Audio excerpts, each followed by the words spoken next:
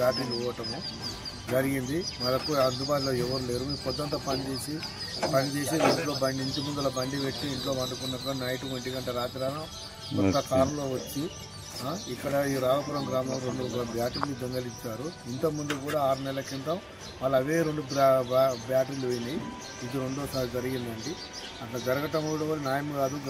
గ్రామ పెద్దలకు సర్పంచ్కి ఇక అందరికీ కూడా చెప్పినా కానీ సీటీ కెమెరాలు ఓపెన్ చేయమంటే కూడా 6 నెలల నుంచి కూడా ఒక్క సీటీ కెమెరా కూడా అందుబాటులో లేవు.